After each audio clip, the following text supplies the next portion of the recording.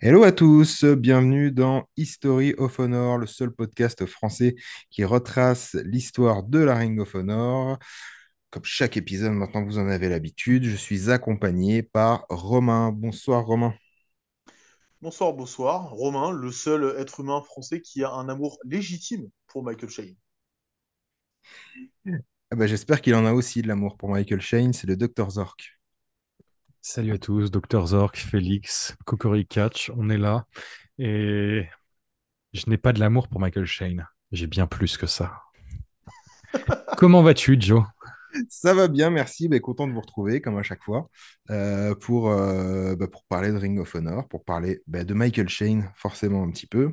Et aujourd'hui, on va encore en parler un petit peu parce qu'on se retrouve pour parler de All-Star Extravaganza 2002. Avant de lancer la review de ce show, merci à tout le monde pour vos écoutes, que ce soit sur YouTube, sur Spotify, vos commentaires, vos partages. Et merci de nous écouter et de nous supporter à parler de Ring of Honor et un petit peu de temps en temps de vous rappeler qui était vraiment Michael Shane. Voilà, c'est pas un hommage parce qu'il est pas mort. On a vérifié avant les enregistrements. Vous inquiétez pas. Tu peux Euh, faire des hommages sans que ce soit des hommages posthumes, hein. ouais, mais Oui, c'est on vrai. sait jamais parce que vu que j'en ai parlé un peu au passé, je voudrais pas que ça crée, tu vois, que quelqu'un du coup se dise, attends, je vais sur Google, Michael Shane mort. Ça m'embêterait qu'il y ait une recherche de plus que celle que Romain avait déjà fait tout à l'heure. Je C'est balance. vrai. Ça balance direct. Allez, on y va. All Star Extravaganza 2002. C'était le 9 novembre, toujours à Philadelphie, toujours la même salle, le Murphy Rec Center. Les mêmes commentateurs sont là. Gabe Sapolsky, Jeff Gorman, pour nous accompagner tout au long de ce show avec Y a un... pas, t'as dit Gabe Sapolsky et Jeff Gorman? Ah bah oui, parce que c'est eux les commentateurs. C'est Chris Levy. Ouais, mais c'est le nom C'est de Gabe Gabe Sapolsky. Sapolsky. Ouais, Putain, Chris ah Lovely. oui, putain, waouh! Parce que c'est vrai qu'à l'époque, il essayait de jouer la dualité C'est justement de, ça. de ça. Ouais, Et il se donnait un faux nom pour c'est commenter, mais sauf ça. qu'en fait, tout le monde avait compris que c'était Oui, lui en oui. vérité. Oui, oui. Donc, Donc, si, Chris Lovey, Ok. c'est bien Gabe Sapolsky. Putain, j'avais pas tilté jusque-là. Et, J'avais pour, pas encore et pourtant, relevé. on l'a dit il y a 3 épisodes, il y a deux on l'a- épisodes, je pense. on l'avait signalé. Ouais. Ouais, on avait ouvert l'épisode en disant attention, Chris Lovis et Gabe Sapolsky. Ouais, mais il s'est passé beaucoup de choses depuis. Oh Beaucoup oui. trop de Michael Shane, les amis, beaucoup trop de Michael Shane. Vous voyez où ça mène? Jamais assez. On va ouvrir ce All-Star Extravaganza avec une promo directement en coulisses, un segment plutôt de Steve Corino qui va venir trouver Loki qui est dans les vestiaires avec Homicide et qui lui dit que la 01 est là ce soir et qu'ils aimeraient que Steve Corino fasse équipe avec Loki contre deux légendes du catch japonais, Masato Tanaka et Shinjiro Otani. Loki lui semble plutôt honoré alors pas pour faire équipe parce qu'il le déclare clairement qu'il est honoré d'être dans le ring avec ces deux catcheurs. Il parle pas spécialement de Steve Corino. Homicide qui est là, vous l'avez, si vous avez écouté l'épisode précédent, vous le savez, il y avait un début de rivalité entre les deux. Il commence un peu à s'embrouiller avec Steve Corino. Étonnamment, Loki, c'est lui qui essaye de calmer la situation. Ce show commence quand même de manière très très étrange. Et on aura donc en main event Loki, Steve Corino, donc contre Masato Tanaka et Shinjiro Otani. Le premier match pour ouvrir ce show, du tag team, eh oui, parce que c'est quand même bien le tag team Scramble match. Les frères Maximo, le Date Squad, Dave and Storm et Special K vont lancer ce show. Allez, on laisse la parole à Zork parce que c'est du catch par équipe. Alors, une confrontation plutôt inédite, hein. Special K qui se retrouve sur le même ring que Diving Storm. C'est probablement la première fois que ça arrive, hein. Puis derrière, les Maximos, Squad également. Bon, franchement, que des confrontations inédites. Franchement, ça fait plaisir à voir que la carte se renouvelle au niveau des matchs par équipe. Non, en fait, c'est un truc qu'on a déjà vu plein de fois, qu'on va continuer de voir, parce que la ROH sait pas quoi faire de ses équipes et elle aime bien toutes les foutre avec de très légères variations dans le même match. J'ai du mal à dire des choses que je n'ai pas déjà dit, en fait. C'est des mecs qui, pour la moitié, ont l'habitude de combiner ensemble. C'est dynamique, ça va un peu dans tous les sens, c'est très oubliable à la fin. Juste petite mention pour l'Octoplex, donc la Tower of Doom A8, qui cette fois-ci fonctionne vraiment bien. Mais sinon, voilà, c'est absolument la seule chose que j'ai retenue de ce match.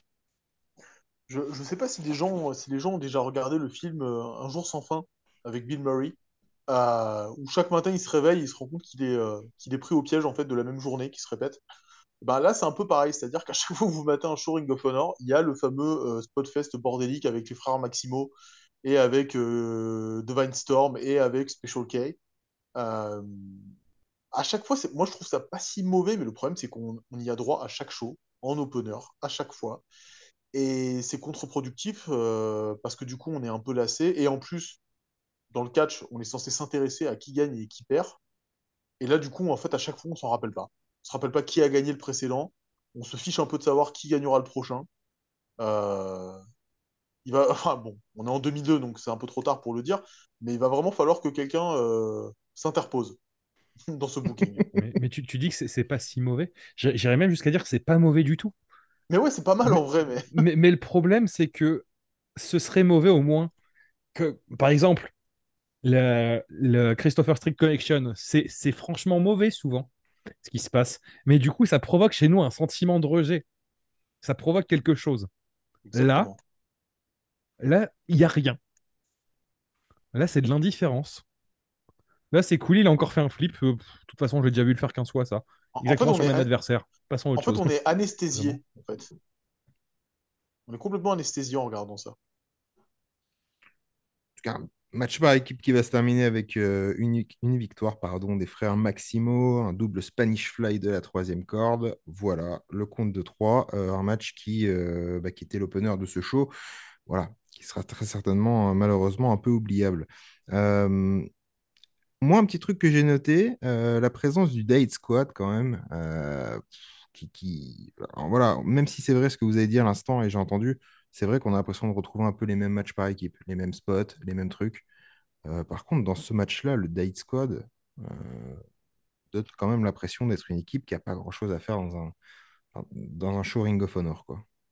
Bah, ils clivent beaucoup, en fait, parce que justement, eux, ils correspondent pas du tout au morphotype et au style de catch des autres équipes. Mm. Et alors, on pourrait croire que du coup, ça aide à un peu contrebalancer tout ça. Et en fait, non, au contraire, parce que du coup, ça va tellement vite pour eux que ça rend le truc encore plus bordélique et instable qu'avant. Ouais, c'est ça. C'est ça, quand tu as des catcheurs solides comme ça, autour de mecs qui savent faire des flips, tu as deux voies possibles. Soit ça permet de poser une base autour desquelles les autres peuvent faire des trucs sympas. Soit tu as des mecs qui arriveront, qui devront courir derrière et qui y arriveront pas parce que c'est pas du tout leur truc. Et là, on est Mm. plus dans la deuxième catégorie, Ouais. donc oui, c'est vrai que j'étais en mode oh là là, en fait c'est pas si nul, c'est juste oublié. C'est vrai qu'on peut noter que le Date Squad euh, vraiment sur ce match-là n'est clairement pas mis en valeur. Ah oui, oui, totalement. Donc voilà, première victoire de la soirée pour les frères Maximo dans ce combat par équipe. On part en backstage J'avais avec... oublié que c'était eux qui avaient gagné. Ouais, ouais, en plus. Petite promo backstage avec The Prophecy qui est là, avec Christopher Daniels, qui parle d'avoir le pouvoir à la Ring of Honor, qui parle d'avoir toutes les ceintures. Alors, on parle de ceinture, on se rappelle que Xavier est champion Ring of Honor, que Christopher Daniels est champion par équipe avec Donovan Morgan, même si là, pour le coup, c'était pas encore des ceintures. À l'époque, ils avaient gagné un trophée. On en avait parlé dans un précédent épisode. Il parle aussi de sa victoire face à Doug Williams, du fait qu'il n'y ait plus vraiment de code de l'honneur. Donc c'est ce qu'on avait parlé à Glory by Honor dans l'épisode précédent. Xavier, lui, prend la parole en disant qu'il va défendre le titre ce soir face à Jay Briscoe. Jay Briscoe qui l'avait battu là aussi à Glory by Honor dans l'épisode précédent. Il dit que Jay n'aura pas deux fois de la chance après l'avoir battu au show d'avant. Et Daniel se termine en présentant Samoa Joe, après avoir présenté un peu tous les membres de The Prophecy, présentant Samoa Joe en disant que l'équipe est forcément encore plus forte avec lui. Mais Samoa Joe, qui a l'air visiblement d'être content d'être là, en tout cas, il est tout sourire tout le long de la promo, va lui rappeler à la fin qu'il est là surtout pour du business. Il est là parce qu'on le paye. Et voilà, c'est vraiment une histoire purement de business. On rappelle que dans l'épisode précédent, il avait serré la main à Loki à la fin du match et que c'est quand même un peu ce que The Prophecy ne fait pas chez Ring of Honor. Il s'en va, Samoa Joe, en laissant sous-entendre que peut-être, en fait, il est bien payé par Christopher Daniels, mais il ne fait pas partie du clan. le deuxième match de cette carte. Un bon gauntlet match pour déterminer le challenger numéro un au titre justement de Xavier ou peut-être de Jay Briscoe selon celui qui gagnera à la fin.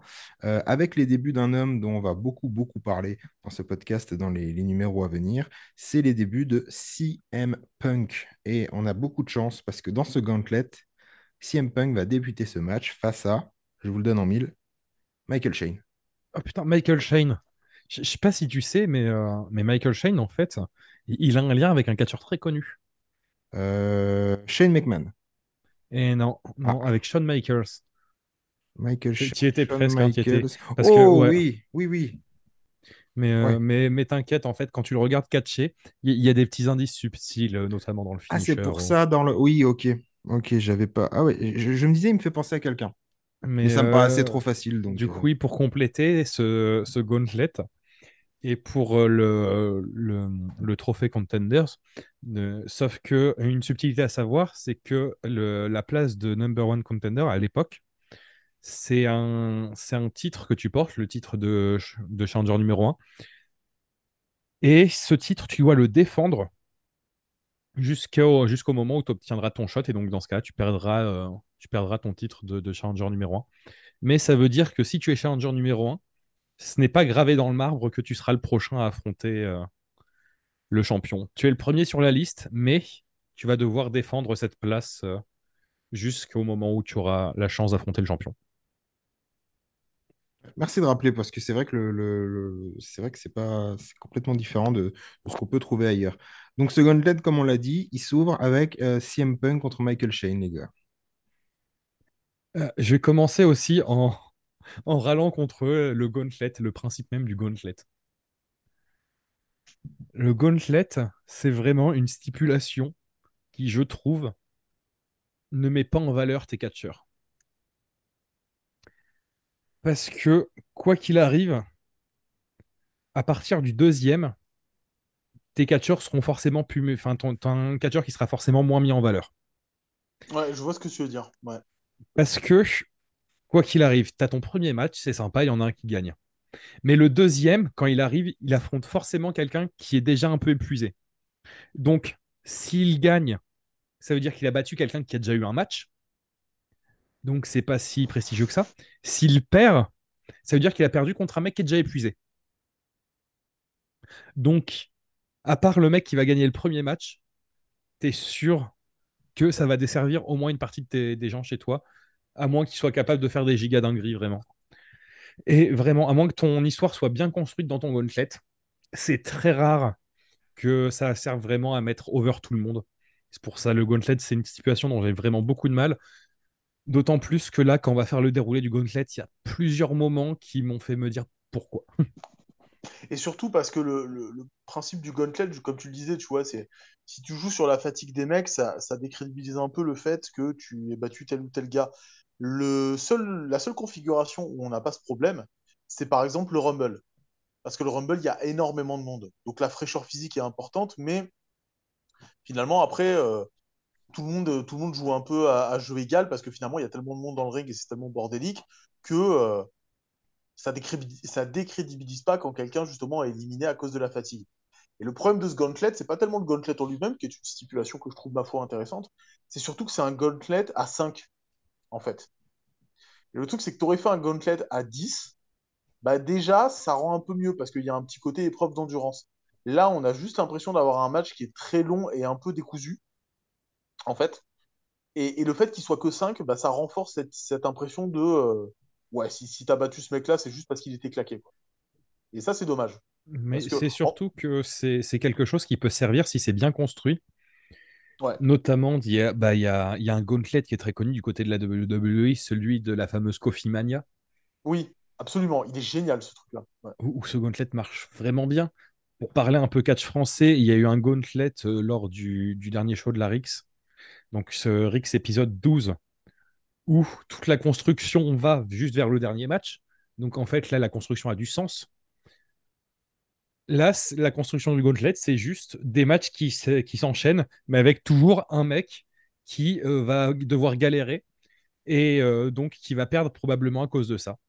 Ouais. C'est ça, c'est ça, c'est ça. Qui veut commencer le déroulé de ce match? Vas-y, t'es plus structuré que moi, de manière générale. Bah, du coup, ouais, pour le Michael Shane contre CM Punk. Déjà, CM Punk, c'est son premier match au sein de la ROH, Ouais. rappelons-le. Donc, du coup, forcément, c'est très attendu, même si il est loin d'avoir atteint le pic de sa popularité. On sent qu'il est déjà over face au public. Il y a un bon petit travail sur le bras, mais clairement, l'histoire qu'on veut raconter n'est pas autour de Punk pour l'instant. Donc, il va prendre la loose face à Michael Shane.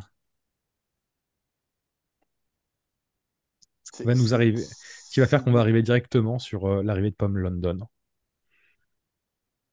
En sachant que les deux. c'est des oppositions qui sont tellement bizarres, désolé, hein, Ouais, juste vas-y, une vas-y. parenthèse.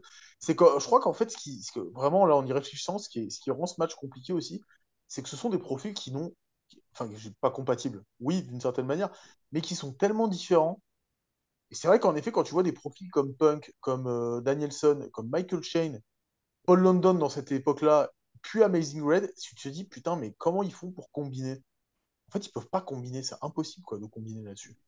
Et ça donne, à mon avis, ce côté un peu décousu, justement, qu'on a vu. Surtout que tu as un côté dommage, c'est CM Punk qui est là pour son premier match, et tu le fous dans un gauntlet où l'histoire n'est même pas centrée sur lui, Ouais, où tu es juste là pour alimenter l'histoire de Michael Shane. exactement. On l'a dit, une fois la défaite de Punk face à Michael Shane, va arriver Paul London. Paul London, Michael Shane. Si vous avez écouté les épisodes précédents, ils se connaissent depuis très très longtemps, ils viennent déjà de la même école de catch. Et c'était notamment entretués dans un street fight à Ring of Honor Unscripted, dont nous avions parlé dans l'épisode 4, si je ne me trompe pas. Euh, Paul London contre Michael Shane. Il y a deux, trois petites choses à dire rapidement. Le match dure vraiment pas longtemps. En fait, là, c'est un des intérêts du gauntlet, c'est tu peux du coup mettre plusieurs histoires qui se croisent. Sauf que Michael Shane, Paul London, c'est quelque chose qu'on a depuis un petit moment déjà. C'est des confrontations qu'on a pu voir. C'est la dernière fois qu'on a pu les voir ensemble dans un match, c'est dans le match à 3 avec Spanky, où vraiment on a vu un London dont l'objectif c'est de tuer Michael Shane. C'est ça. Et le Si ce problème n'est de se c'est que tuer là, lui-même. Avant de se tuer lui-même, ouais, c'est ça. c'est ça. Ouais, C'est en fait c'est mourir mais emporter Michael Shane avec lui. exactement. Si je pars, tu pars avec moi. Sauf que là on est dans un contexte où cette haine on peut pas la ressentir. Parce que comme tu as dit, c'est court, on a genre 5 minutes entre les deux. Ouais, même pas, je T'as crois. as des choses vraiment qui partent. T'as un brainbuster sur le sol, Oh oui. en dehors du ring. Mm. Oui, histoire d'essayer de se tuer quand même. Voilà, c'est pour tenter. Faudrait pas non plus. Ce qui fait que, quand même, sur 5 minutes, les mecs essayent de se tuer un peu quand même. Mais t'as déjà ce sentiment de les mecs veulent se buter, donnez-leur un gros match pour finir tout ça. Là, c'est un peu une étape non nécessaire dans leur rivalité. Ce qui fait que c'est 5 minutes qui sont distrayantes, mais 5 minutes que tu aurais pu consacrer à autre chose en vrai. Victoire de Paul London, on l'a dit, exactement en 4 minutes 38. Donc voilà, en moins de 5 minutes, ils ont essayé de se tuer quand même. Arrive ensuite Amazing Red. Donc Amazing Red contre Paul London. Là aussi, très très court, 5 minutes. Avant ça, il y a tout un segment. Parce que il y a Michael Shane, du coup, qui refuse de serrer la main de London. Mais oui, je Et me en un rappelle. sens, je comprends qu'il soit frustré puisque il a perdu parce qu'il était fatigué après un match. Mais donc il y a Shane qui veut se casser, il y a Tommy Dreamer qui se ramène et donc il fait une promo sur l'ICW, c'était trop bien et la ROH vraiment on retrouve un peu de cette sensation et en fait bah il va mettre un DDT à Shane et on se demande ce que ça fout là, ça fait une interruption de 3 minutes au milieu de ton C'est ce que gauntlet. j'allais dire. Le mec, il se ramène pour faire un speech en disant ouais, ici Dub, c'est quand même formidable. Et t'as pas un mec qui lui dit mais gros, on est en plein milieu d'un match là, s'il te plaît. Est-ce que tu peux. Et où Bah il en explique, fait, je crois qu'il était sur un house show juste à côté. En fait, c'est pour ça qu'il s'est pointé, hein. Il le dit dans sa promo. Oh mais, la vache. mais C'est c'est surtout terrible. que London, il y a du sens qu'il interrompe pas, parce que comme ça lui permet de reprendre son souffle. Hein. Et que le Mais, prochain vienne pas. C'est incroyable. mais c'est ça, il a de la chance que c'est un mec fair play qui arrive derrière, Amazing Red. Parce que si c'était un heal, le mec il aurait été en mode hop hop hop là. Normalement, la stipulation c'est tu te bats maintenant, alors on va se battre maintenant. Et juste par rapport à la promo de Tommy Dreamer que j'avais noté, Tommy Dreamer, il est, alors hormis son look de prof d'SVT un peu flippant, il est visionnaire dans cette promo. Non mais c'est vrai, le look de Tommy Dreamer il est C'est vrai flippant. c'est très particulier. Oui, oui. Il voit un peu l'avenir dans sa promo, parce qu'à un moment, quand il parle de la Ring of Honor, il explique qu'un jour, tous ces talents-là qui sont chez Ring of Honor, un jour la WWE viendra les chercher. Il se fait huer par la foule, hein, d'ailleurs. Mais, il explique que voilà, un jour, tous ces talents-là, eh ben, un jour, WWE viendra les chercher. Et ce qui est marrant, c'est qu'il dit ça devant, à ce moment-là, Paul London, qui, quelques années après, sera l'un des premiers à faire le pas vers WWE. Voilà. Donc ça, c'était l'intro, effectivement, enfin la pause, pardon, en plein gauntlet. L'intermission, c'est ça. Et c'est pour ça que dans mes notes, en le voyant, je me suis dit, mais non, mais j'ai mal regardé le truc, c'est pas possible, le mec est pas venu en plein milieu du match, mais si, Et si, si, si. Donc là, on peut partir donc sur Paul sur le London Amazing contre Red. Amazing Red. Et voilà. Et Tommy, d'habitude, on introduit, on fait un petit tour de la carrière des personnes qu'on voit, mais on va pas nous faire l'affront de vous présenter non plus Tommy Dreamer. Donc, Paul Il y a des London et Amazing podcasts Red, CW qui le font, hein. Vous pouvez aller les qui le écouter. font mieux que nous. Oui. London Red, bah, c'est deux des gros espoirs donc parmi les jeunes qui sont formés à la ROH. C'est cool de les voir l'un contre l'autre. Je crois que c'est la première fois qu'on les voit ensemble, l'un face à l'autre. Sachant que les deux ont un catch où il y a beaucoup de prise de risque. Donc il y a moyen de voir des jolies choses. Après, le problème, c'est que on sort d'un London contre Shane où London et Shane ont plus ou moins indiqué qu'ils souhaitaient enfin, qu'il y en a un des deux qui reparte sur une civière. Là, c'est très, comment dire, très cordial entre London et Red. Fait qu'il y a des jolies choses, mais l'intensité n'est pas présente. Ce qui fait que, bon, entre le fait que Tommy Dreamer est venu taper son speech au milieu et le manque d'intensité ici, on retombe un peu, on va dire. Il y a une petite ligne que j'ai notée par rapport à pas grand-chose par rapport au match. C'est le public qui chante Please don't die à Paul London, peu importe ce qu'il fasse. C'est-à-dire, il a juste, même s'il respire, le public a tellement peur qu'il Oui, fasse non, encore mais ça, quelque chose de c'est fou. c'est un jeu avec le public qui arrivait très vite avec Paul London, où tout le monde a eu très vite conscience que le mec avait très peu de considération pour sa vie. Donc le Please Don't Die arrivé est vraiment devenu une des marques de fabrique. C'est Paul London passe les rideaux et tout le monde lui demande d'essayer de ne pas mourir cette fois-ci, s'il te plaît encore.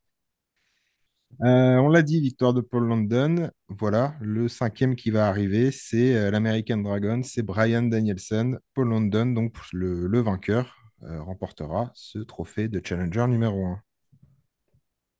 Et du coup, Paul London contre American Dragon, hein, ça fonctionne. American Dragon qui revenait juste du Japon à ce moment-là, il me semble. Oui, parce que Ouais, je crois à un moment, il parle de lui, de sa gimmick qu'il avait au Japon, dans les commentaires. Et là, en fait, c'est typiquement les limites du gauntlet dont je parlais tout à l'heure. Vraiment, ça a été que d'un côté sur cet affrontement.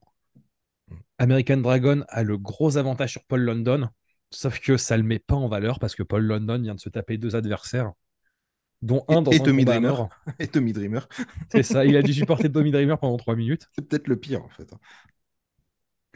Mais ce qui fait que on a cette histoire de London qui en est même plus à essayer de gagner, qui en est juste à essayer de gagner du temps, le temps de revenir.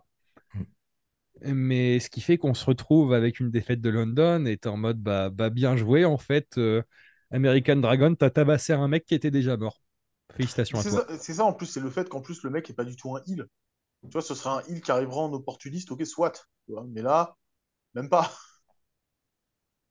Et puis enfin, il arrive vraiment en dernier en plus. Donc, Ouais.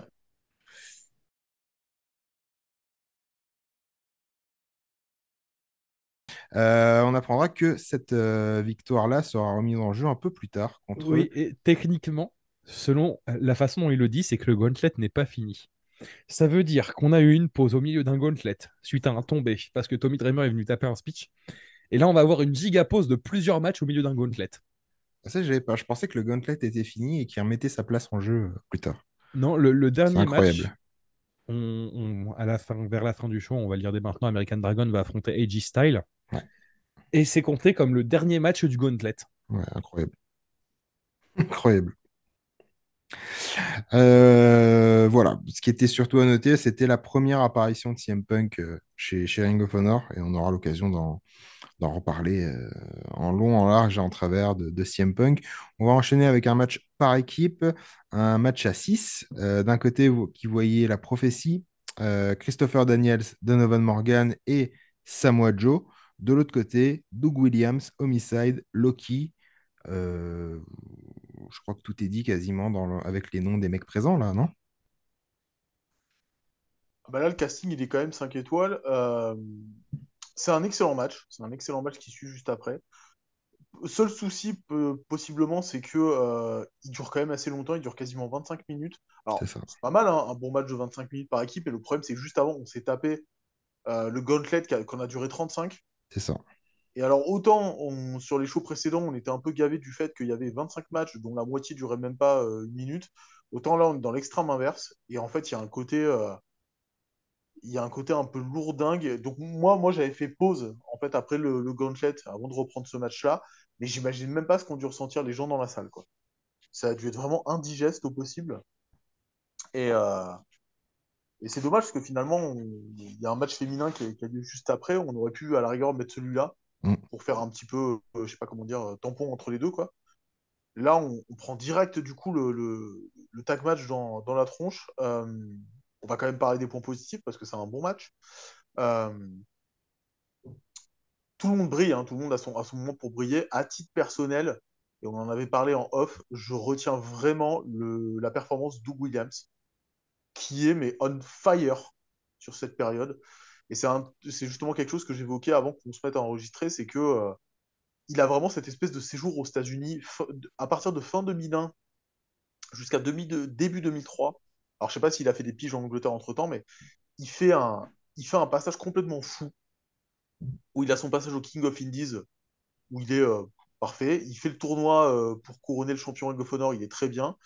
Il participe à une promotion qui s'appelle Iron, qui était une espèce de filiale de Pro Wrestling Noah en Amérique. Après, il y a le match contre Daniels, dont on a parlé lors de l'épisode précédent. Et maintenant, il y a ce match-là. Et on se dit, putain, mais il s'arrête pas. Et en fait, il s'arrêtera pas, en effet, puisque juste après, on en parlera dans le futur, il va y avoir le super match contre Danielson qui dure 30 minutes. Euh, il est sur une série incroyable. Et dans ce match, moi, je trouve qu'il brille particulièrement dans ce match.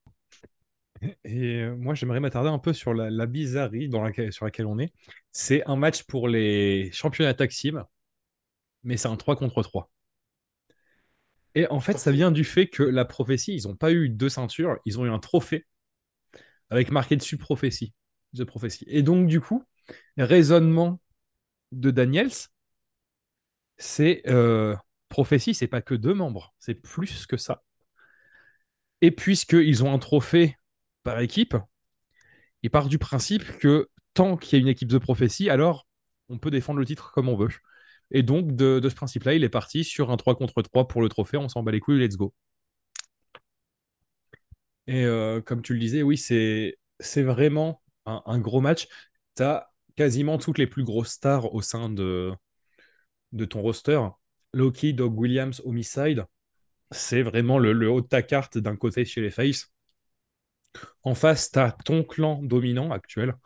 Donc c'est vraiment un gros gros match. Et les mecs sont tous très bons dedans. Ça tourne beaucoup. C'est très dynamique dans la façon dont ça s'enchaîne. En même temps, tu as toujours de l'histoire, notamment entre Daniels et Joe, qui semblent pas être complètement sur la même longueur d'onde, mais c'est pas ça qui les empêche de catcher, bien au contraire. T'as les confrontations Daniels qui fonctionnent toujours très bien. T'as des gros moves qui partent de partout. Vraiment très très bon match. Beaucoup, moi, pour l'avoir fait, ce que tu disais tout à l'heure, Romain, pour les gens qui l'ont regardé à la suite du Gauntlet, moi, je l'ai regardé à la suite personnellement. Et c'est vrai que j'avais regardé la carte avant, j'ai vu la durée des matchs, j'ai eu très très peur. Alors, je dois avouer que j'ai mis le gauntlet un peu de côté, mais j'avais quand même peur de me taper un match de 25 minutes après le gauntlet. Non, franchement, enfin, c'était incroyable. Alors, c'est ce que tu dis, il y avait des matchs, et notamment deux matchs qui ont suivi derrière, qui auraient largement pu être mis entre les deux. Mais enfin, moi, j'ai adoré. J'ai adoré les échanges un peu lutte allez, un peu MMA, si on peut dire, entre Loki et Donovan Morgan. Euh, Samoa Joe, moi, j'ai trouvé qu'il a vraiment beaucoup brillé dans ce match. Encore la suite de ce qu'il avait fait avec Loki au match précédent à Glory by Honor. Et c'est super, enfin, c'est l'enchaînement à la fin de Samoa Joe avec la powerbomb, le STF et la coquina clutch. Elle est pas appelée comme ça à l'époque. D'ailleurs, elle est même pas vraiment répertoriée comme sa prise de finition. Il parle ça un peu d'une prise surprise, mais l'enchaînement powerbomb, STF, coquina clutch sur Homicide, il est incroyable. Moi, c'est un match que j'ai adoré. Je pense que ça fera partie des recommandations à la fin du Oui. show. On enchaîne avec un match féminin. Tout à l'heure, tu en parlais, Romain, avec Alexis Larry. On vous rappelle, Mickey James pour les personnes qui ne la connaissaient pas à cette époque-là. Avec Alison Danger qui sera accompagnée de Mace. Voilà un petit match féminin. Match féminin qui ne va pas durer très très longtemps, si je ne me trompe pas. Je crois qu'il dure entre 3 et 4 3 minutes. minutes. Quelque chose à dire dessus, On l'a peut-être pas. hormis l'après-match. Oui, forcément, forcément. On l'a peut-être pas précisé, mais Alison Danger, au-delà de une excellente catcheuse, qui est tout simplement oui, la petite sœur de Steve Corino. Donc un petit glissement people que j'aime bien. Non, mais c'est vrai que du coup, c'est une personne qui a été importante dans le développement du catch féminin aux États-Unis. Quand on parle de Ring of Honor, on parle forcément de Shimmer. Et elle a vraiment fait partie de cette petite bulle. En fait, elle a été catcheuse, elle a été commentatrice. Et comme je disais, elle a été à bonne école, puisque finalement, c'est la sœur de Steve Corino. Et dans les premières années de Ring of Honor, elle va avoir son importance. Et ce match-là, bon, Mace, c'est Christopher Street Collection, donc on sait déjà dans quel genre d'ambiance on va être. Ah, Et puis, bah, et pourquoi s'arrêter à l'homosexualité masculine quand on peut aussi profiter de l'homosexualité féminine? Oui, Et on donc, parle. Oui, voilà, oui, oui. on va le droit à avoir une petite histoire d'homosexualité encore, puisque Alison Danger va donc admettre son amour à Alexis Larry, et Larry va refuser ses avances, et donc, bah, ça va se taper, et ça va pas aller bien loin.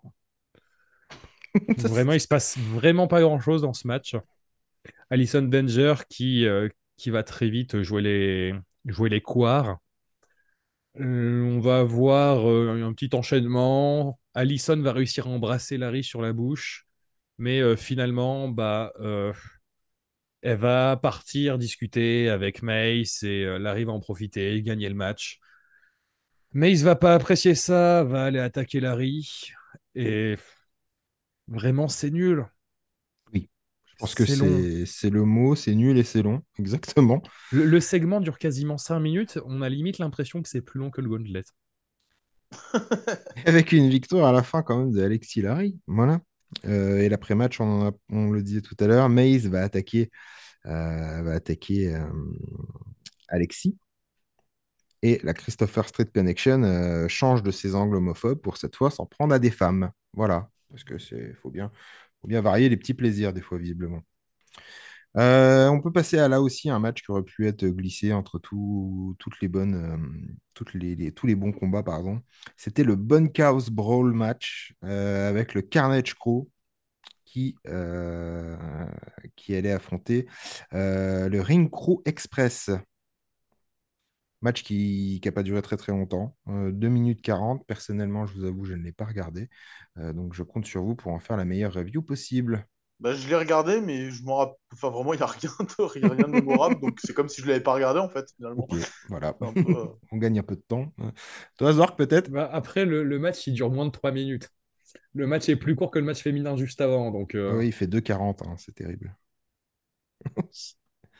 non, vraiment, il y a... Bah, surtout que Carnage Crew contre Ring Crew Express, c'est quelque chose qui est déjà vu, puisque Dunn et Marcos, donc, qui forment le Ring Crew Express, ont déjà affronté Carnage Crew en début 2002. Night of Appreciation, je crois. Ça a duré 3 minutes. Donc, non seulement c'est un truc qu'on a déjà vu, mais en plus, encore en plus court. On passe au championnat mondial de la Ring of Honor. Championnat mondial donc, qui va être défendu par le champion Xavier. On l'a dit en tout début de cet épisode. Il va le défendre contre Jay Briscoe, tout simplement parce que au show précédent, Glory by Honor, Jay Briscoe a battu Xavier dans un match qui n'était pas pour le titre. Donc cette fois, on a rendu ça officiel. Xavier Jay Briscoe, championnat Ring of Honor. Avant ça, si je puis me permettre, il y a eu un segment Ah, j'avoue que je l'avais où, noté, mais personnellement, je m'étais dit, bon, où Gary Michael Capetta est là avec un invité qui est J.T. Smith, c'est ça. un ancien membre de FBI, si je ne m'abuse. Ouais. Moi, je connais pas personne. En fait, JT Smith, c'est un quasi-jobber de l'époque ECW, en fait. Et en effet, il était dans l'équipe des Full-Blooded Italians. Parce que la vanne, en fait, c'est que vu qu'il est noir, il était dans le groupe des pur sang italiens. Voilà, c'était en gros la vanne. C'était un personnage un peu comique de la première époque, en fait, au CW. C'est vraiment la période 93-96 à peu près. Et en fait, il est connu, malgré lui, entre guillemets, parce que, si je ne me trompe pas, c'est de lui, en fait, que vient le fameux chant que les fans chantent quand un catcheur rate une prise, le fameux You fucked up. En fait, je crois que ça vient de JT Smith à la base. Bon, chacun choisit la trace qu'il laisse derrière lui, hein, mais lui, il a surtout été connu pour ça. Voilà, c'est un segment qui amènera à Special K qui va attaquer. Rien de bien intéressant. L'apparition du gros black masqué à la fin, qui vient détruire tout le monde et serrer la main de J.T. Smith. Rien de bien intéressant, c'était surtout histoire de placer un petit mot pour J.T. Smith en fait. Le petit mot est placé pour J.T. Smith, que personnellement, je vous avoue, j'ai vu ça et je me suis dit, voilà, moi personnellement, je ne connaissais pas. Je ne savais pas qui était ce monsieur, mais voilà, au moins le mot est placé. Donc on en revient au titre mondial, donc titre mondial Ring of Honor. Donc Xavier contre Jay Briscoe.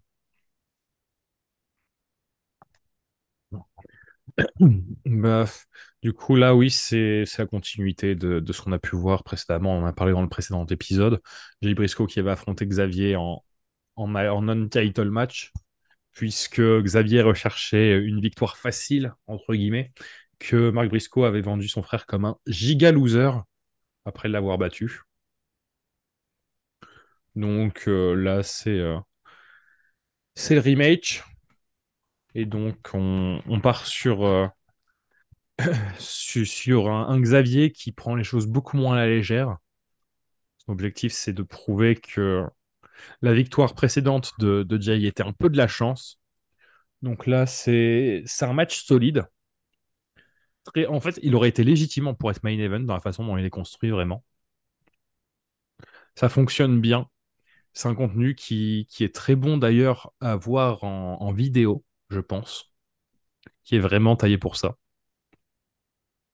C'est un style très, très nord-américain. Là, on n'est plus dans les grosses shops et le flip, vraiment, on est sur un style très, très, très codifié télévision américain. Et il fonctionne vraiment bien. Xavier a un très bon heal. On a un Jay Briscoe qui se développe vraiment au fur et à mesure, qui promet beaucoup de belles choses. Donc ouais, c'est un match qui dure 20 minutes et qui a vraiment la stature d'un main event, ce qui fait que ça en fait pâtir un peu les matchs qui vont suivre malheureusement. C'est un bon petit match, mais c'est long. C'est vraiment long, ça dure plus de 20 minutes. Peut-être qu'on ne sentirait pas autant la pesanteur de ce match si on n'avait pas du coup subi tout ce qu'il y avait eu avant dans le show. Mais c'est un peu long. C'est un peu long. Et surtout, une victoire de Xavier qui va conserver son championnat face à Jay Briscoe suite à une double intervention de Simply Lucious La première où elle va jeter une chaise dans le ring et une fois que l'arbitre aura le dos tourné, elle va faire tomber Jay Briscoe qui est sur la troisième corde, ce qui va permettre à Xavier de porter son X-Bracker et de conserver son championnat du monde Ring of Honor.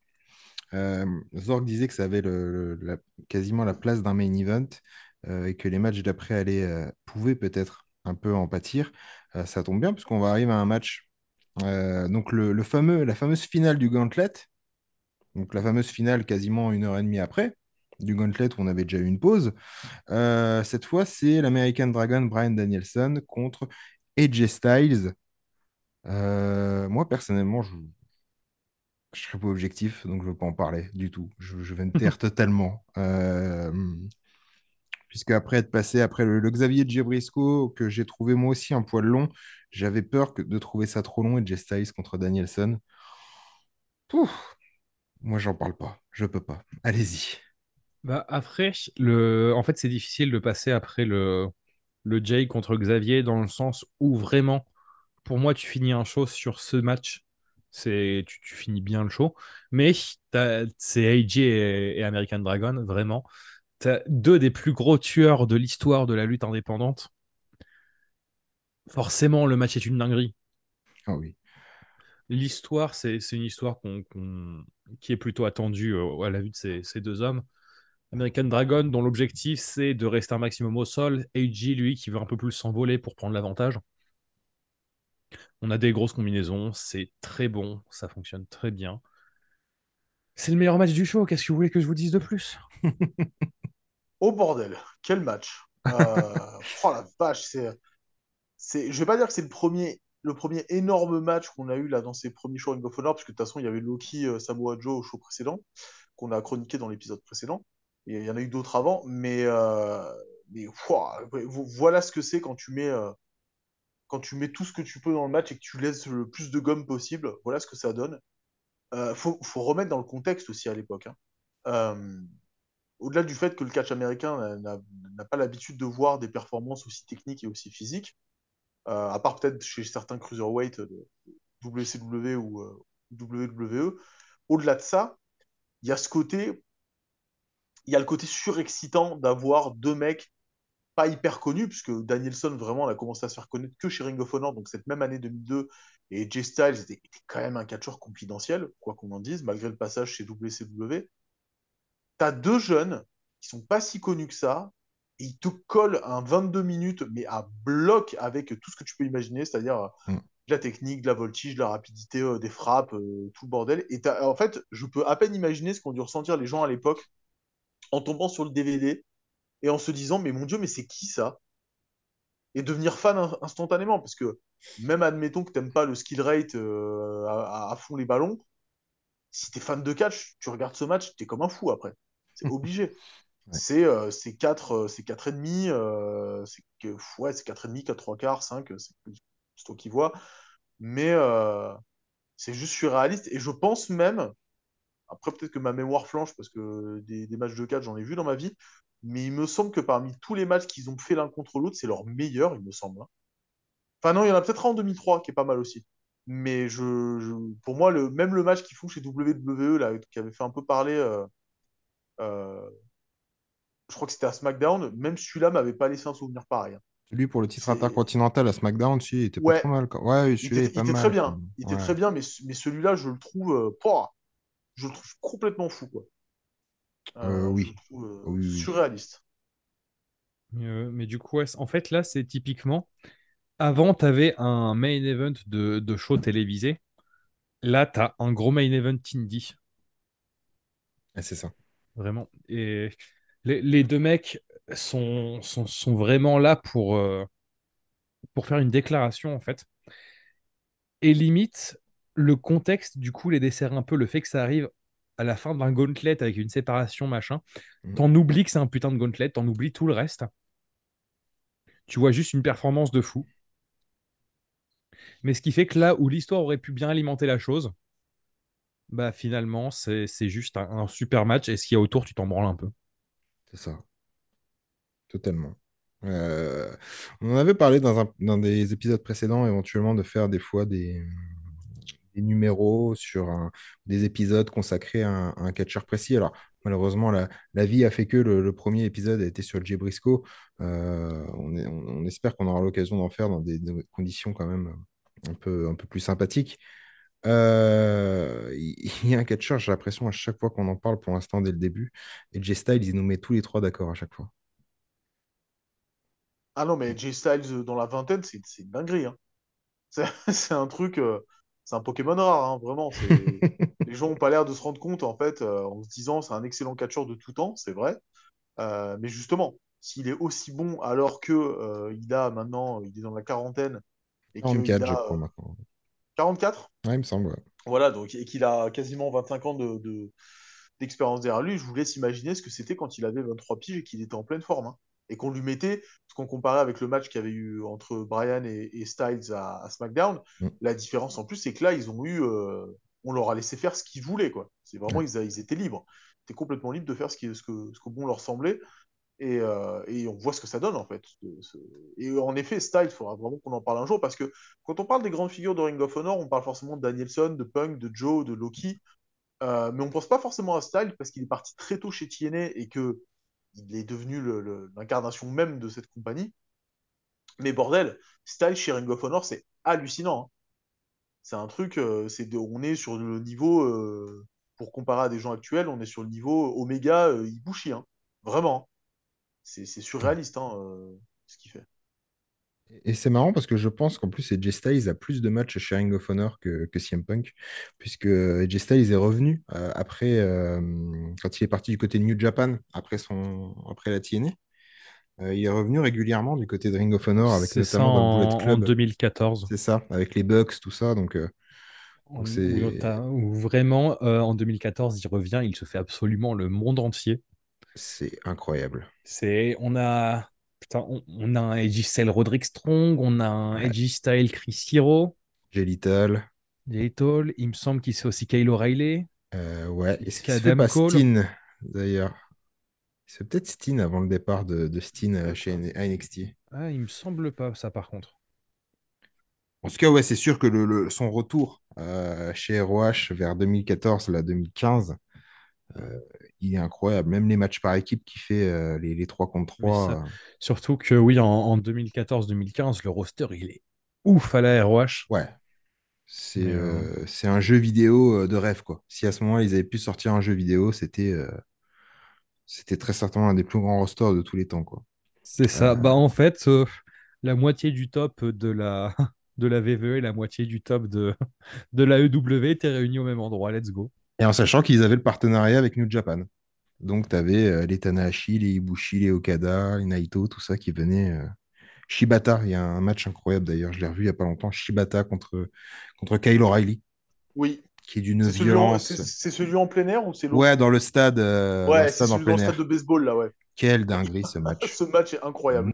Mon Dieu. C'est incroyable que les mecs repartent debout à la fin, quoi. c'est- Et il avait fait un très bon match, Shibata, à cette même période contre Bobby Fish. Alors, Bobby Fish, je sais qu'on l'oublie un peu des fois, mais c'était un J'adore catcheur. Bobby Fish. Ouais, moi Qui aussi. va affronter Will Ospreay dans pas longtemps, d'ailleurs. C'est ça, du côté de l'Angleterre. Ouais. Mais voilà, la ROH milieu des années 2010 quand on y sera. Quel plaisir. Ouais. Mais bon, on a quasiment 15 ans à courir d'ici là. Let's go. Voilà. Et pour justement arriver plus vite à ces périodes-là, eh ben, on va passer au match d'après. Donc, on le rappelle juste, AJ Styles, du coup, qui bat l'American Dragon avec deux Styles Clash notamment pour remporter. Et c'est là que le trophée est remis. Oui, Et c'est c'est ça. Danielson d'ailleurs, enfin, oui, c'est Brian Danielson qui décide de lui remettre le trophée. Et il y a une Et intervention, si je ne me trompe pas, de The Prophecy c'est qui s'en ça. prend à AJ. Qui est Et c'est défendu par American Dragon et Jay Briscoe. Ouais, c'est ça. C'est eux qui font Mais du coup, voilà, tout d'un coup, en fait, on a un rappel des faits. Ce qui fait que la fin diminue la victoire d'AJ Styles. Ouais, Parce qu'on a le rappel de. En fait, c'est un match de mm, gauntlet alors que le gauntlet s'est passé tout à l'heure. c'est ça. Ouais, ouais. Toi, t'es Euh, encore sur ton petit nuage, tu viens de vivre une dinguerie. Et puis c'est d'un ça. coup, on vient de secouer un coup pour te dire non, mais en fait, rappelle-toi le Rappelle-toi, contexte dans lequel c'est. c'était le Gauntlet où Tommy Dreamer est venu habillé en prof de SVT chelou. C'est ça. Et vraiment, t'as un retour à la Terre qui est un peu dur des fois, hein. Ouais.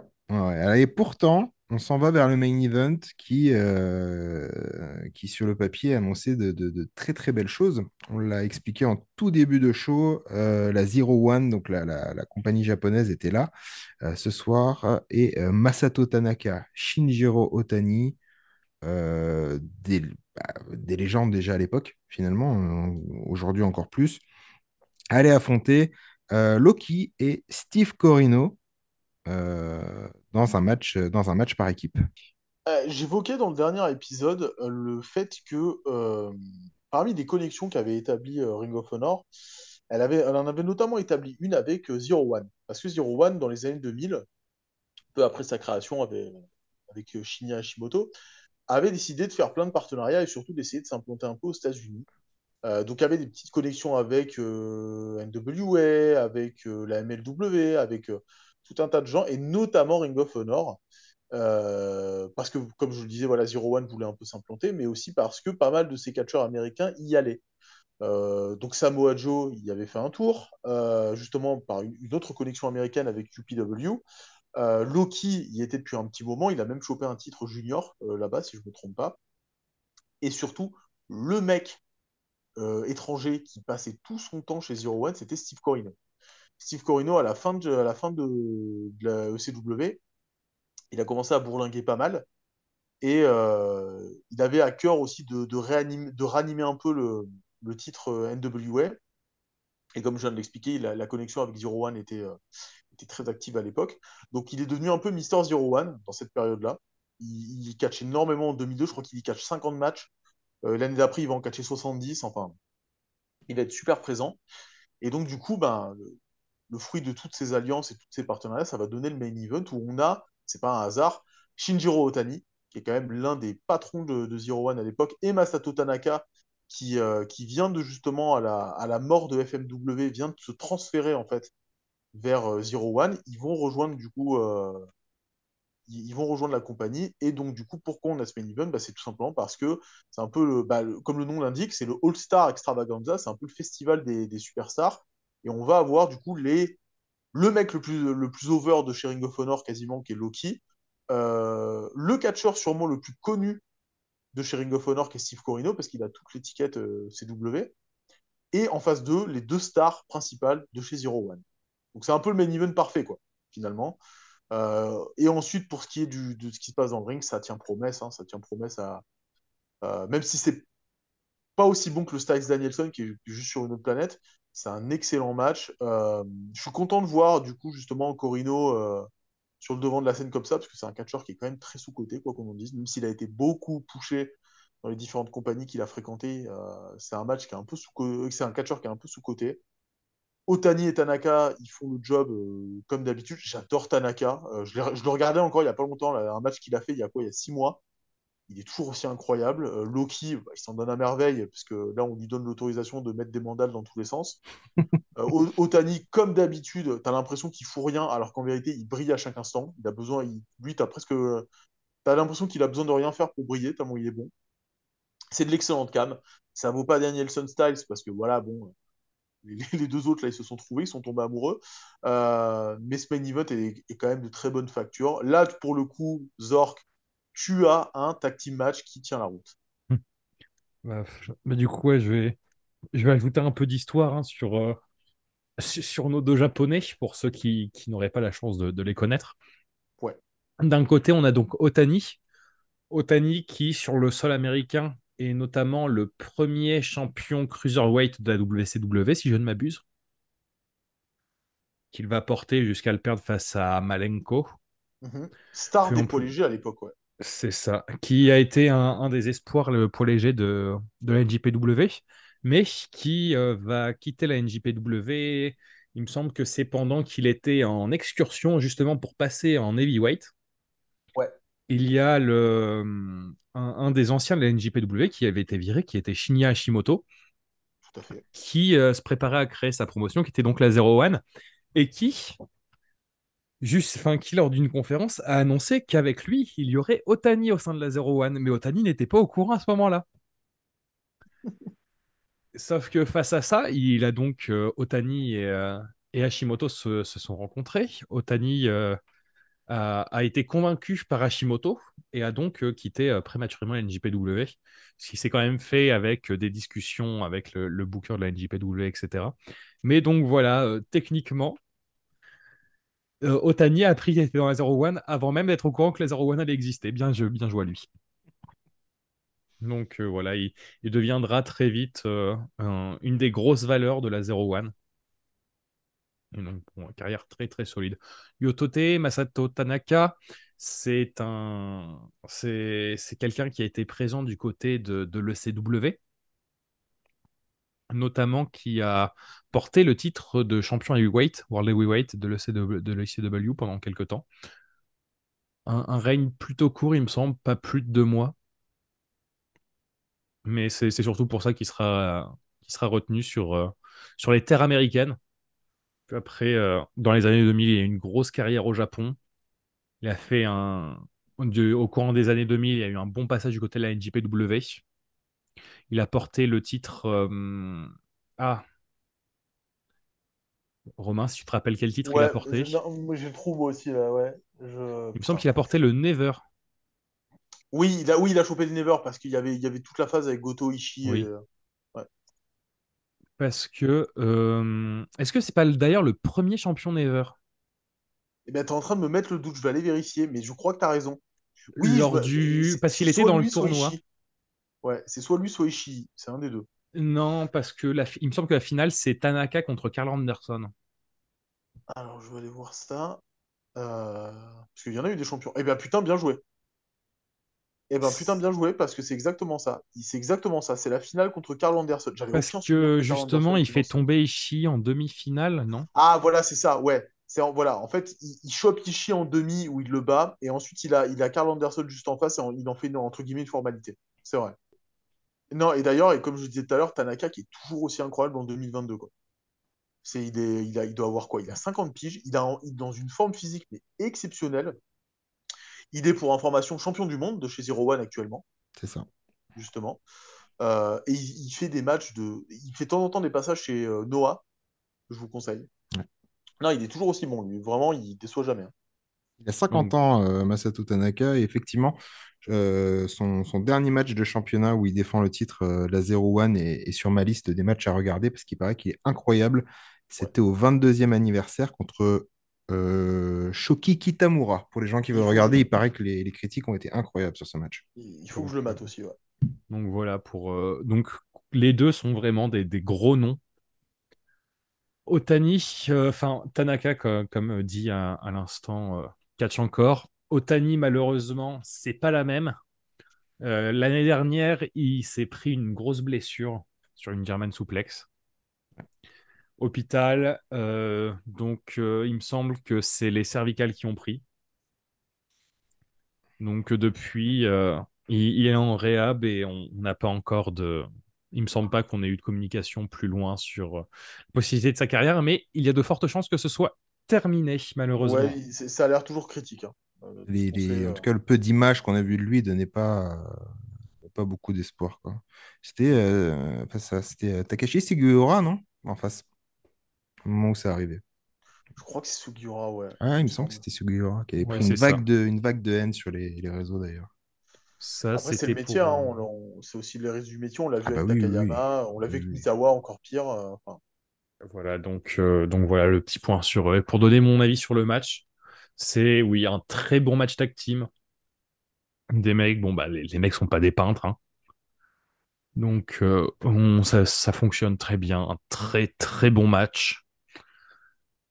Et en fait, c'est ça le truc, c'est que on a le Xavier contre Jay Briscoe, qui est un bon main event TV. On a l'American Dragon Energy Style, qui est un main event indie de fou. Et les mecs arrivent à passer derrière et à quand même faire en sorte que le match, tu as envie de le regarder jusqu'au bout. hmm. Ouais.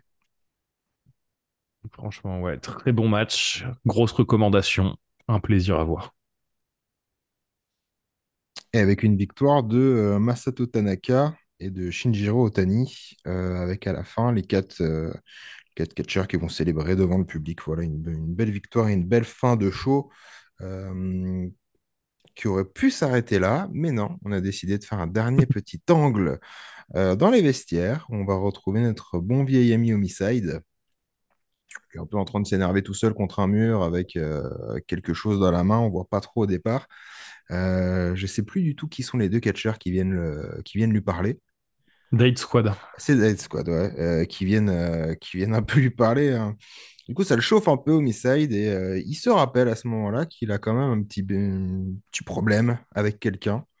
Ce quelqu'un, c'est celui qui était dans le main event, c'est Steve Corino. Ils ont ouvert le show avec un affrontement verbal un peu entre les deux, on vous rappelle, hein, où Corino voulait faire équipe avec Loki et Homicide et lui sont un peu embrouillés.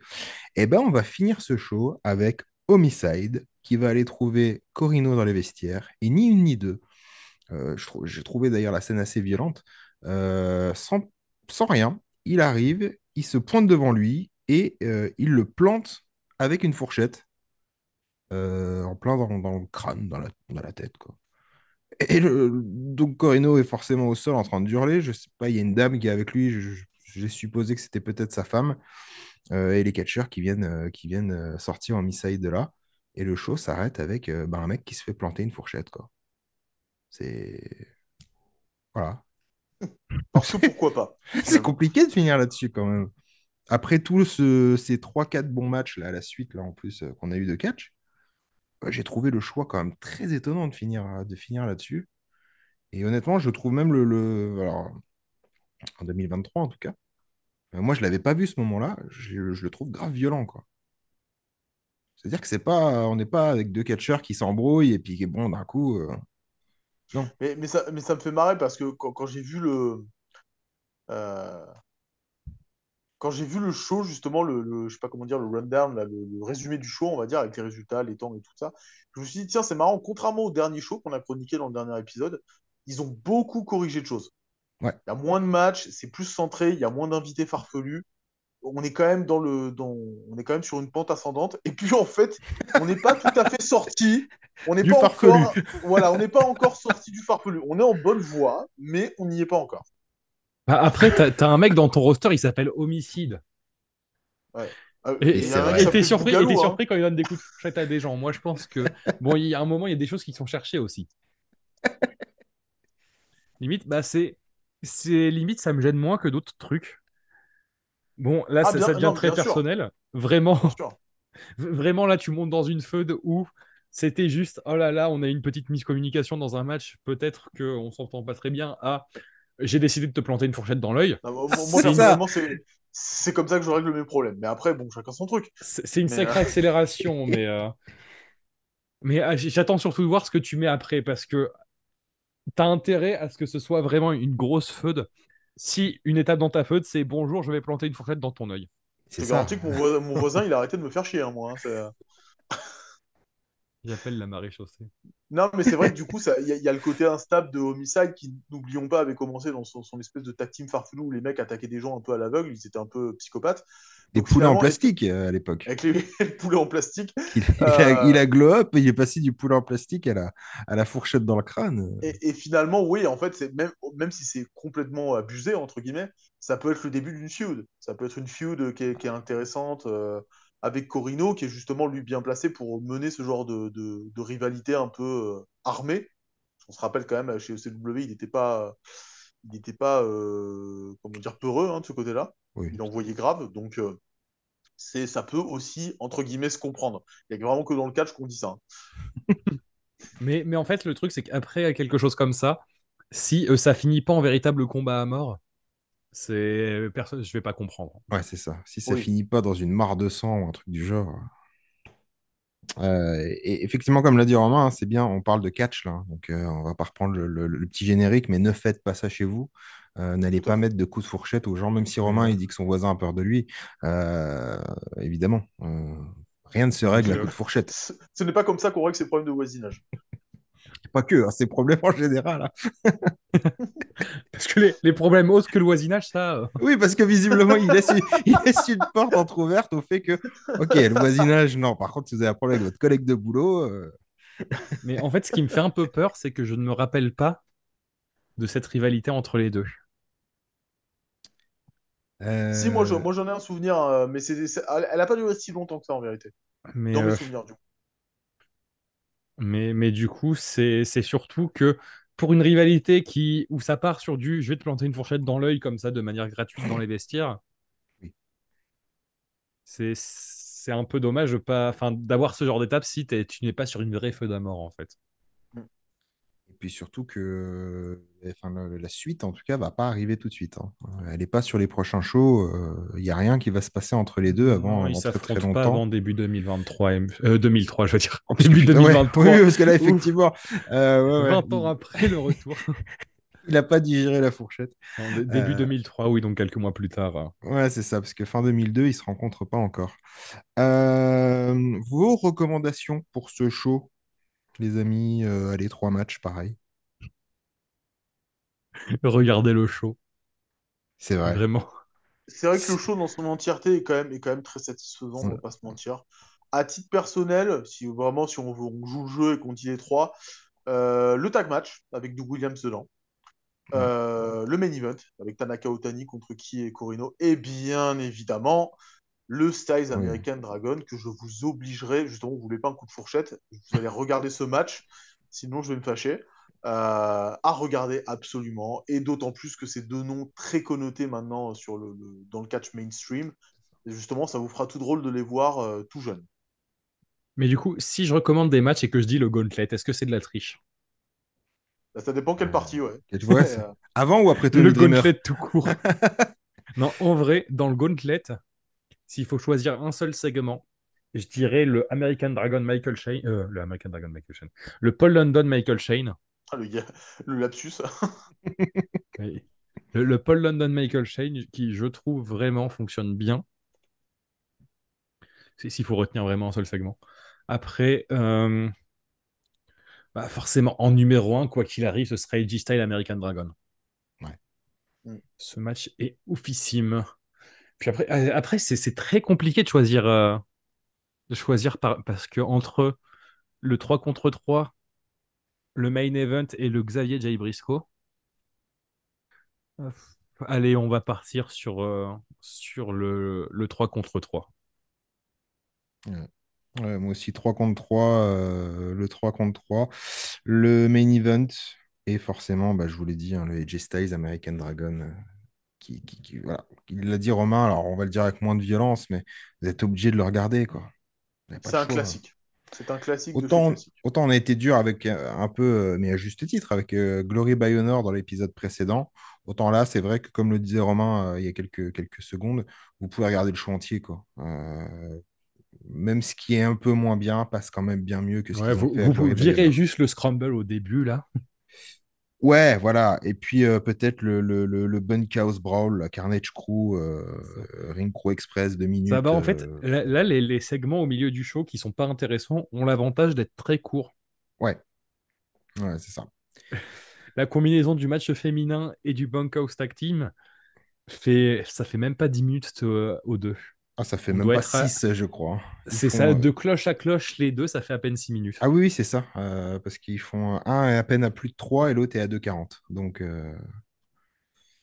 eh ben, écoutez, nous voilà prêts pour, d'ici les prochains épisodes, à aller terminer cette année 2002. Aujourd'hui, on était à All Star Extravaganza, on était le 9 novembre 2002.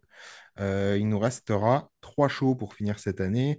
Dans le prochain épisode, on parlera du Scramble Madness et très certainement qu'on va vous review 2 shows en même temps, donc le Scramble Madness et la Night of the Butcher. Et on gardera donc ROH Final Battle pour terminer cette année 2002, qui sera déjà notre première année entière de review Ring of Honor. Merci les gars, comme d'habitude. Merci Romain pour commencer.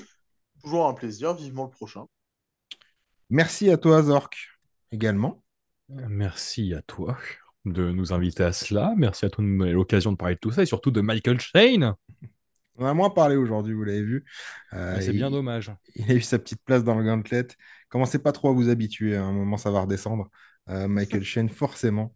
Merci à tout le monde, en tout cas, merci à tous de nous avoir écoutés. Vous nous retrouvez sur Spotify, vous nous retrouvez sur YouTube, sur Twitter avec Wrestling with Honor. Et puis, ben, on se retrouve au prochain numéro, voilà, et on va tranquillement glisser fin d'année 2002 pour aller vers l'année 2003 qui nous apportera encore plein, plein de belles choses. Merci à vous, les amis, et puis ben, je vous dis au prochain numéro. À très bientôt. À plus. Au revoir.